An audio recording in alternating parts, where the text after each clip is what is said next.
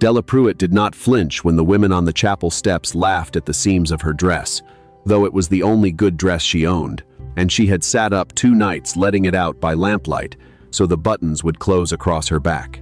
She had learned somewhere in her 23 years that flinching only fed people like that, the way Scraps fed a stray dog and taught it to circle closer.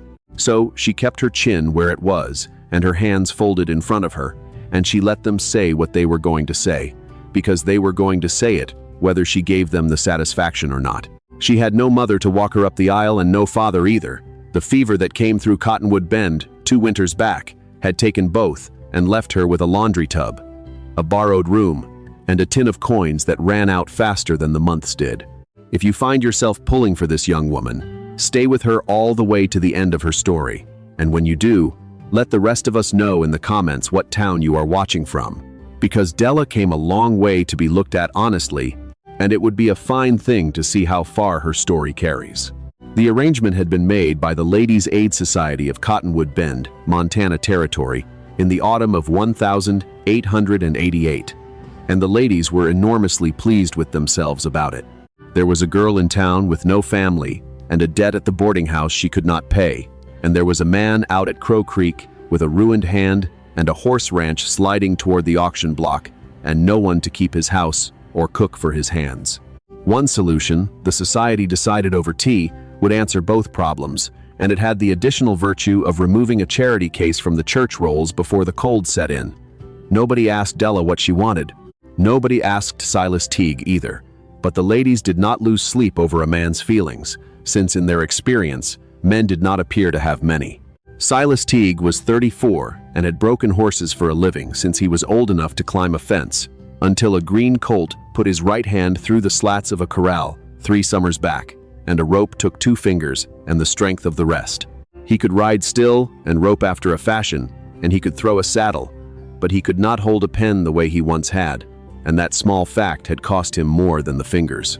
He stood at the front of the chapel in a clean shirt that did not fit him any better than Della's dress fit her, and he listened to the men by the door make their low remarks, and the set of his jaw was the only thing about him that moved. She heard them before she reached the steps. They were not even quiet about it, those men, because the woman they were discussing was not, in their estimation, a person whose hearing they needed to consider. Teague must be hard up. Look at the size of her. Reckon she'll eat the ranch out from under him before the bank does. And then the easy laughter of men who have never once imagined themselves standing where someone else is standing. Della put her hand on the chapel rail. "Something funny?" Silas said. He had not raised his voice, but it carried, flat and even, the voice of a man stating a fact he was prepared to back. "Go on, and say it loud then. I'd hate for the lady to miss it." The laughter stopped. The men found other places to look. Silas crossed the floor to her with the slightly stiff gait of a man whose body had been telling him things for years, and he did not take her arm, because he did not seem like a man who took things, but he stopped at her shoulder and spoke low. "You don't have to do this if you'd rather not, Miss Pruitt. I'll square your boarding bill either way. That part's not a trade."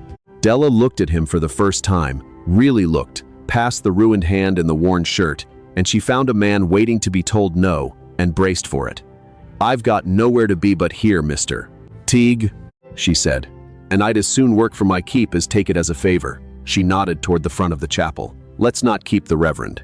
Reverend Amos Pratt married them with more dignity than the occasion had been given by anyone else present, and when it was done, he shook Silas's hand and wished them happiness, and Silas thanked him plainly, and Della said nothing, because there did not seem to be a true thing to say that would fit the moment. Outside, Henrietta Voss, who ran the mercantile and ran the Ladies' Aid Society and considered herself the conscience of the town, stepped forward with a smile, thin as paper. "Well," she said, looking Della over from hem to crown the way a woman appraises a bolt of cloth she does not intend to buy, "I'm sure you'll learn to manage out there, dear, in time." Silas was checking the harness and did not turn his head. "She manages fine," he said. "Wagon's ready when you are." That was the whole of their wedding talk in front of the town.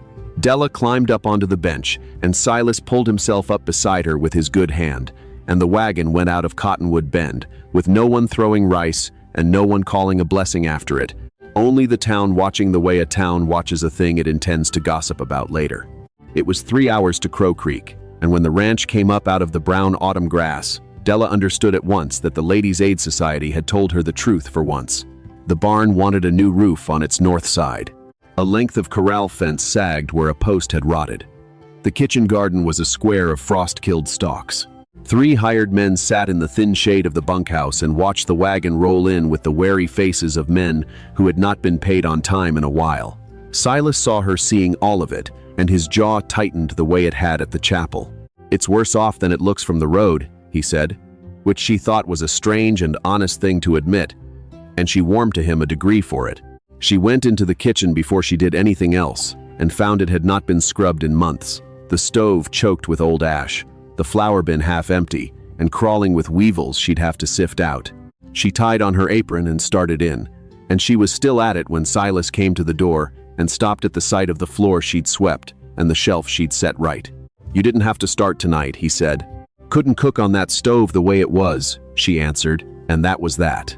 She put a plate in front of him 40 minutes later, and he ate it with a kind of careful surprise, like a man who'd forgotten food could be cooked by someone who meant it. After supper, he set his fork down and looked at her square. "I'll be straight with you, Mrs. Teague. I didn't marry you for love, and I expect you didn't take me for it." His voice held no cruelty, only the flatness of a man laying his cards face up. "This place needs running, and I can't run all of it alone since the hand. That's the size of it." "I know what it is," Della said. "I took it because the boarding house was going to put me out, and the society made sure I knew my choices were short." She picked her fork back up. "So we understand each other, and there's no need to dress it up." He studied her a moment. "We understand each other," he agreed, and the corner of his mouth did something that wasn't quite a smile. Then Della said she'd want to see the ranch's books in the morning, and he said why, and she said because someone ought to, and from the look of those fences she didn't think anyone had in a long while. That night, lying on the narrow bed in the little room off the kitchen, Della thought about the desk she'd glimpsed in the front room, and the sale ledger that had been sitting open on it, and the way the columns hadn't sat right in her eye. She had kept her father's accounts for the laundry and the small hauling business he'd run on the side, and she had learned numbers the way some folks learn music. By ear, by the shape of how they ought to fall. Something in those columns had been the wrong shape. She would look in the morning. She slept badly and woke before the men.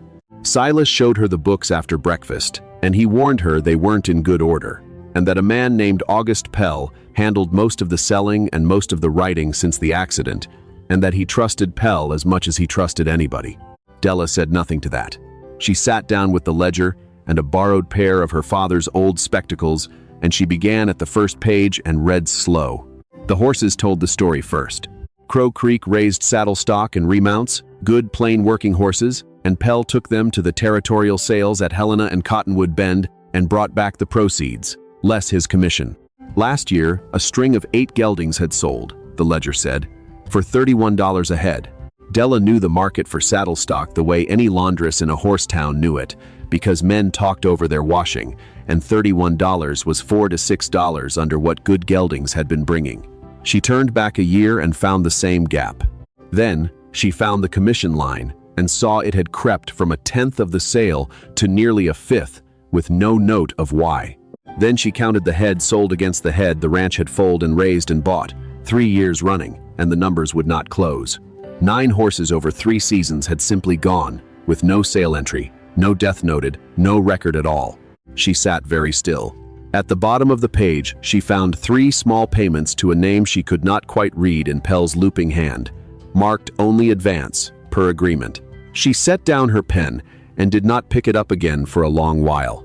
August Pell rode out the next morning, while Della was pinning wash to the line, and she heard him before she saw him, a man who rode loud because he liked to be heard arriving. He was past 45, well dressed for a ranch call, and he wore his friendliness the way other men wore, a good hat, easy and habitual.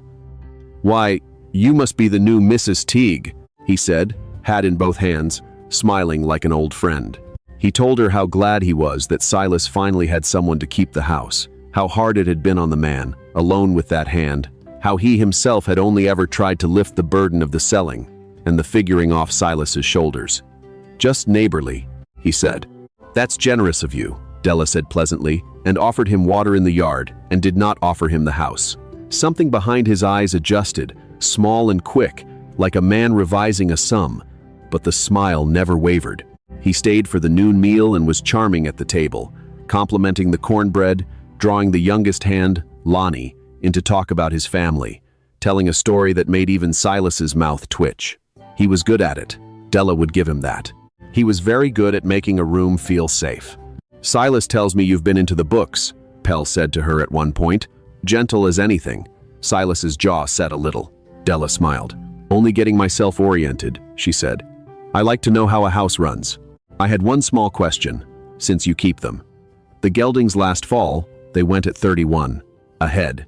I'd have guessed closer to 36 in this market. Is that the buyer's doing? Or the season? There was a beat. Just a beat. Market's been soft on plain stock, Pell said smoothly. I get the best I can for Silas every time. Of course, Della said. Thank you for explaining. And she went back to her plate, and across the table Silas was looking at her with an expression she had not seen on him yet, somewhere between caution and wonder, like a man who has heard a window open in a house he thought was shut. When Pell had gone, Silas stood beside her in the doorway. You don't like him, he said. I don't know him well enough to dislike him, she answered. That's not what your face said. She turned. You see more than you let on, Mr. Teague. So do you, he said. They stood with that a moment, two near strangers in a doorway understanding something neither had planned to understand so soon. Give me 3 days with the books, she said. I won't say a word against a man you trust over a feeling and a few dollars. 3 days. His jaw worked. He stood by me when nobody else did. I know it. 3 days. Finally, he nodded. The first turn came on the morning of the second day. Della found the receipt box buried at the bottom of a desk drawer, and she spread the supplier bills and the buyer's receipts beside the ledger and matched them line by line. They did not agree. A buyer's receipt showed a gelding sold for $37. The ledger, in Pell's neat hand, recorded $31. $6 vanished between the buyer's pocket and Silas's, on horse after horse, season after season. She tracked the missing head and found a pattern as regular as a clock. 4 or 5 horses a year gone with no record, the way a man takes only as much as he thinks won't be noticed. Then she found the worst of it, folded under the old correspondence. A promissory note, the date, 2 years gone, pledging Crow Creek itself as security against advances. Pell claimed to have made the ranch during the hard months after the injury, the whole thing due and payable at the fall stock sale, 11 days off.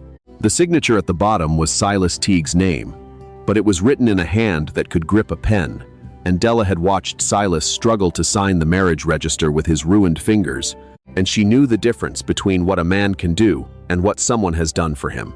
That afternoon she took the mule to town and told Silas she needed flour, which was true, and she also walked to the office of the territorial stock registrar and asked to see the brand records and the filings against Crow Creek. The clerk took in her dress and her size, and made his small private judgments, but she gave him no opening, only asked plainly for what she had a right to see. She read the brand book and found that 4 of Silas's horses had been re-registered under a brand that August Pell held. The transfers dated the same weeks the ledger showed horses gone, and she found the note recorded against the ranch. Exactly as the desk copy said, due at the fall sale. If it came due unpaid, Crow Creek would go to auction, and Della had no doubt at all who would be waiting with a low and reasonable offer for a horse ranch its owner could no longer save. She asked for copies of all of it, and waited while the clerk made them and rode home before supper with the truth wrapped in oilcloth. Silas was at the kitchen table when she came in, and something in her face made him put down his coffee. She laid it all out across the boards, the receipts against the ledger, the missing head, the altered brands, the forged note, column beside column, plain enough for any honest man to follow. She watched him read, watched the moment he understood the skimming, the moment he understood the horses, and then the moment he reached the note and went still, in the way a body goes still, when it has just understood something it cannot take back. That's not my signing, he said quietly. No, Della said. It's somebody's idea of it. His hand pressed flat on the wood, not shaking from fear, she thought, but from the particular wound of a trust broken so completely the body registers it before the mind can. 3 years, he said. At least, she said. I only have 3 years of paper. She did not let him fall into blaming himself. You were hurt and alone, and a man saw it and used it, she said.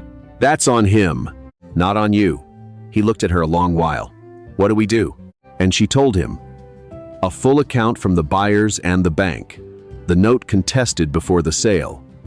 A lawyer who could file against the brand transfers. She had it worked out already.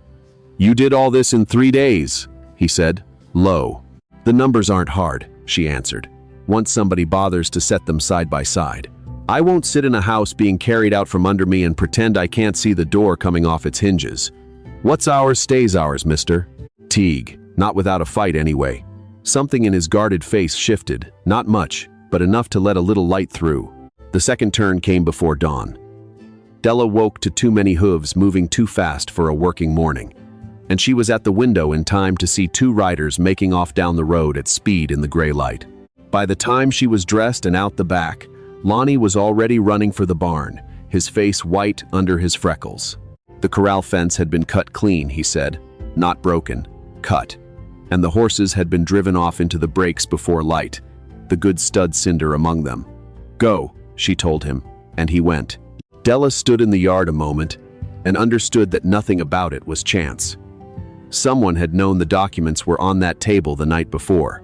Someone had decided that if the paper was becoming a problem, a fresh disaster would keep Silas too busy and too spent to chase it.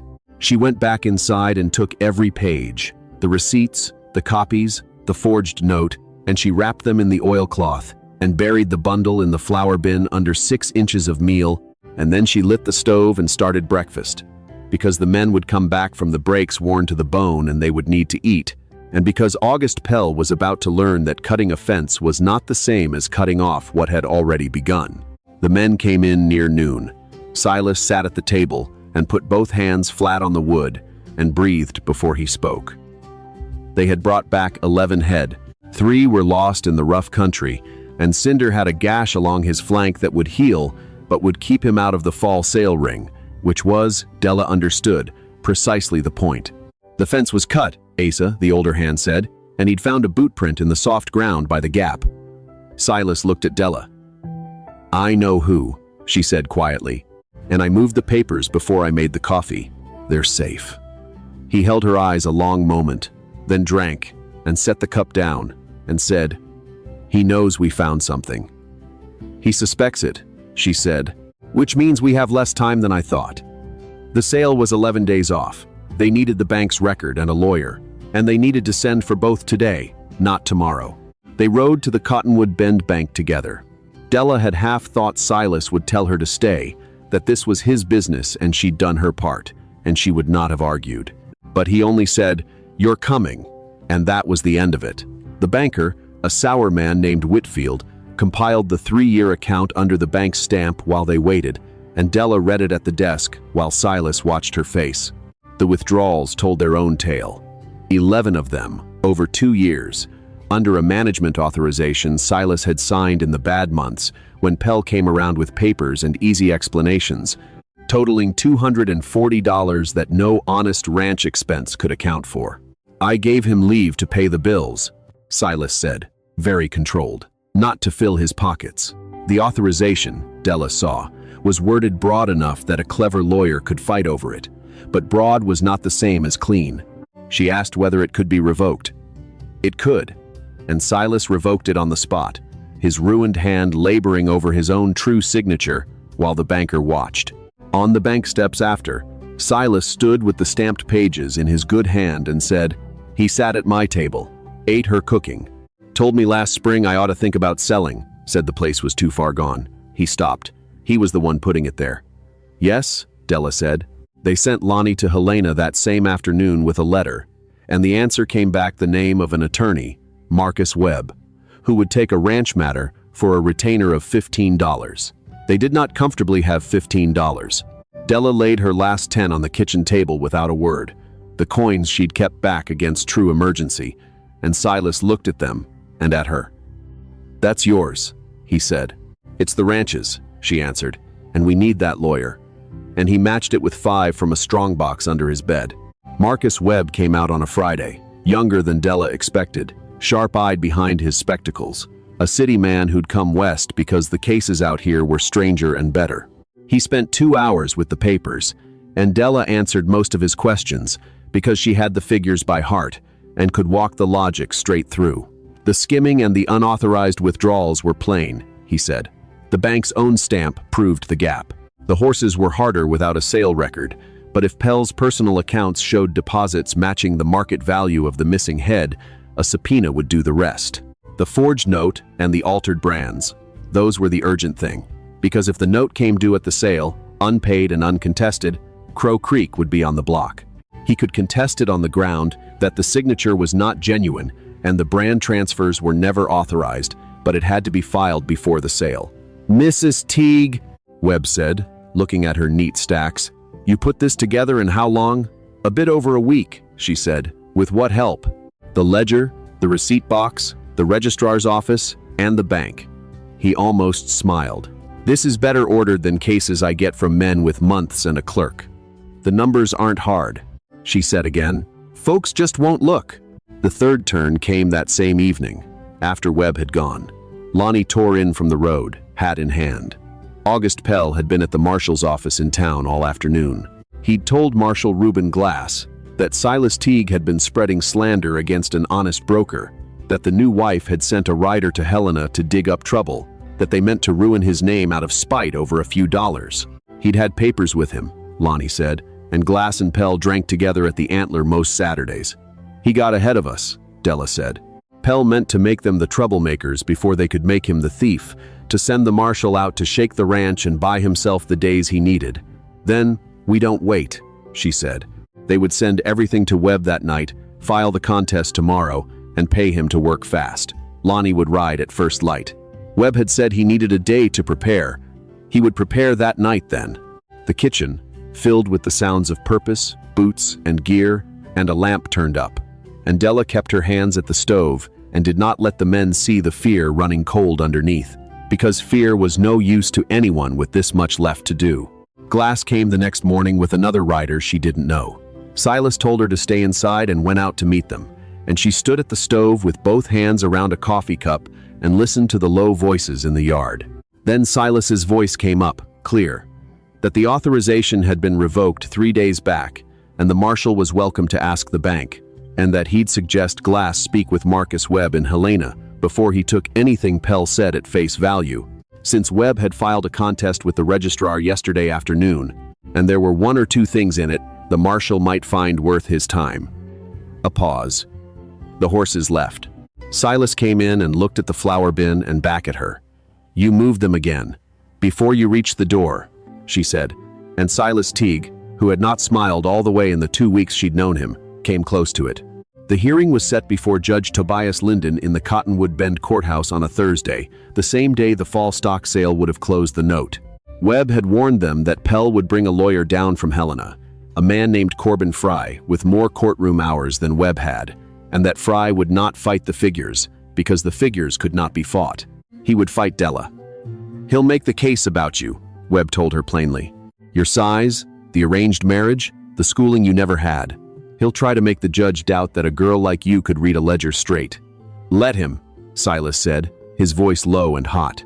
Della put her hand flat on the table. "I need you not to rise to it," she said to Silas. "Whatever Fry says, if you go red and angry, it looks like passion. If I answer it calm, it looks like fact. Sit still and let me handle it, and when he says the cruel thing, don't look away from me." Silas held her eyes. "I won't look away," he said. The courthouse was full on Thursday, not for the heat, for there was none left in the season, but because the whole county had heard by then that Teague's charity bride had caught August Pell with his hand in the till, and the matter was going before the judge. Della walked in with her chin level and the document folder under her arm, and she felt the town watching, but it was not the comfortable contempt of the chapel steps. It was the unsettled watching of people who do not yet know which way a thing will fall. Pell sat at the far table beside Fry, silver-haired and expensive and unhurried, and when Pell looked up at Della, His polished face slipped for half a second into something cold and calculating before the smile returned. Webb laid out the forged note first, the genuine signatures beside the false one, the brand transfers, the registrar's records, clean and without theatrics. Then he asked to call Della to present the financial evidence, since she was the one who had found it. Fry was on his feet at once. The complainant's wife was hardly disinterested. "She's the one who read the books," Webb said. "The court can judge her objectivity by what she found." Judge Linden, 60-some and heavy and long past being charmed by anyone, told Della to come forward. She spoke clearly, and she did not hurry. She walked the court through the swirled frices against the buyer's receipts, the dollars that disappeared between the ring and the ledger. She showed the bank's stamped gap. She laid the brand transfers beside the dates the horses had vanished. She was midway through the forged note when Fry rose with the smooth condescension of a man who weaponizes good manners. "Your Honor, I'd note for the record that the woman presenting this has no schooling in law or accounting, that she came to this county as a charity arrangement with no property and no means, and married the complainant a matter of weeks ago. With respect, she is hardly qualified to interpret documents of this kind." The room shifted. Della did not move. "Counselor," Linden said over his glasses, "the court will weigh the evidence, not the lady's circumstances. Sit down." Fry sat, but Della knew he was not done, and he was not. When he rose for cross-examination, he tried the receipts, and she answered. He tried the authorization language, and she cited the very phrase and noted the bank had confirmed the withdrawals under its own stamp. He asked whether she might have miscounted the horses. "The tallies are in Mr. Pell's hand, not mine," she said. "I only counted what he wrote down and set it against what came home." Then Fry smiled the smile she had been waiting for, and stopped arguing the paper, and started arguing her. "Mrs.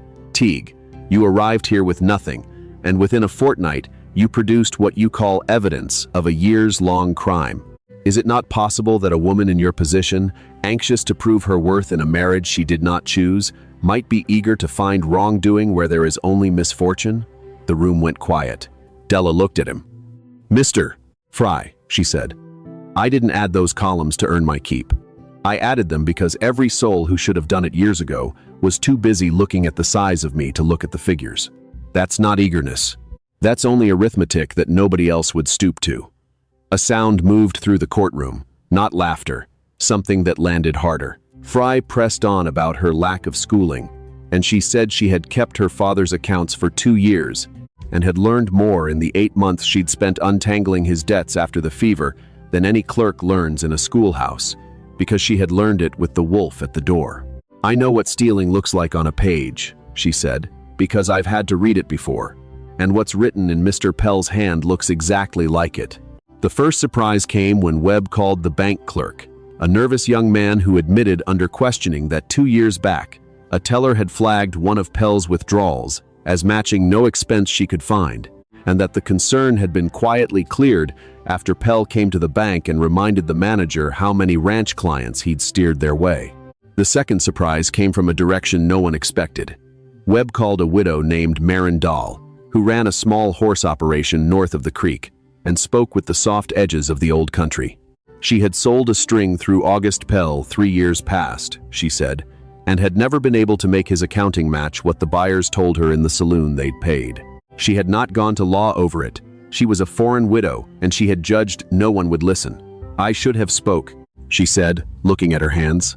"I did not, and I am ashamed of it, because, if I had, maybe he does not do this to the next one." Fry objected on relevance, and Linden sustained it for the strict record. But the picture had already settled over the room, a pattern that had protected itself not through cleverness alone, but through every person who'd found a thread and chosen not to pull it. Della watched Pell's face during the widow's testimony, and for the first time all day, it was perfectly still. Not the stillness of confidence, the stillness of a man watching a wall come down. Linden did not take long. He voided the note as a forgery on its face, ordered the 4 brand transfers reversed, and declared Crow Creek clear of any claim Pell held against it. On the financial matter, he found a pattern of theft no fair reading of the authorization could excuse, and he referred August Pell to the territorial prosecutor for criminal review ordering him to remain in the county pending it. The gavel came down, and the room let out the breath it had been holding. Not in a cheer, but in the long, ragged exhale of people who had watched a thing tip the right way at last. In the weeks that followed, Pell's lawyer came offering to repay the documented theft if the criminal matter were softened to a civil one, and Webb said it was a common bargain in such cases. Silas thought on it a long while at the kitchen table, and Della let him, because that decision had to rise out of a man and not be handed to him. Justice and satisfaction aren't the same thing, she told him when he asked what she thought. The repayment puts the ranch back what it lost. His losing his broker's license keeps him off the next struggling man. You've fought 3 years to keep this place alive. Maybe what it needs now is for you to stop fighting him and start building. Silas took the settlement, $263, and the full reversal. And Pell's license to broker stock in the territory was revoked in a hearing that lasted under an hour because 2 more ranchers came forward once they saw it was safe to. Pell was gone from the county before the first snow, and no one threw him a farewell, and no one was surprised. The snow came the night Webb's last letter said the matter was closed for good. It was the first real fall of the season, soft and slow and white over the brown grass, and the mended corral, and the new pine sign Silas had hung at the head of the road, the one that no longer read only Crow Creek Horse Ranch, but, beneath it, in letters burned clean and deep, Teague and Pruitt. "Your name belongs on it," he'd said when he set the post. "You saved the place!" That's only accurate. And Della had told him to do it right then. New wood and good paint, not slapped up like an afterthought. And he had. That same week, the gentlest of the new brands went into the book, a D set before the bar and the T, and the prize mare Juno dropped a strong bay foal in the warm corner of the barn while the snow fell, the first new life of a season that had nearly seen the ranch die. Henrietta Voss drove out herself in late November, which no one could recall her ever doing, and stood on the porch with her handbag clutched in both hands and said, stiff with the effort of it, that she had meant her words on the chapel steps to be small and unkind, and that she had been wrong about Della and a great deal else, and that the town had let a good ranch fall apart for 3 years and done nothing but cluck about it. It was not quite an apology, and not quite friendship, but Della put the kettle on and gave the woman the dignity of being heard, because she had decided long ago not to let other people's smallness make her small in return. Before she left, Henrietta said the Ladies' Aid could use someone who knew how to read a budget, and Della said she'd think on it. Silas told her he loved her on a plain, cold evening, with the lamp between them and no documents on the table for the first time in weeks, and he said it the way he said everything that mattered, without decoration, that he didn't know the hour it had happened, but it had been somewhere between the ledger and the courthouse, and every morning her coffee was made before he reached the door. Della had thought, once, that love was no part of the bargain she'd struck, and she had been wrong, and she told him so. She had not been waiting, she said, to be rescued or remade or declared worth something by anyone. She had only been waiting for one thing, a place where the plain truth was enough, where working hard and seeing clearly and standing firm was enough, where she was enough. She had found it on a failing horse ranch in the Montana cold, and she had built it into what it was with her own 2 hands, and it was as solid under her now as the frozen ground itself. There would be more to come, a colt of Junos to sell in the spring, a man down in Helena, already writing about a standing contract. The long, quiet work of a life 2 careful people were only beginning to build, but that was a story for another season. For now the snow came down over both their names on the sign at the gate, and Silas took her hand in his ruined one and held it the way he held everything he had decided to stop being afraid to keep. Della never changed a single thing about herself to earn her place. She simply kept looking clearly when everyone else looked away. Remember that the next time a room measures you by the wrong yardstick, your steadiness is its own quiet power, and the people who matter will see you, exactly as you are, the moment you refuse to make yourself smaller. A small note for you. This story was created and fictionalized by AI to bring you a little entertainment, while carrying a warm and positive lesson worth keeping close.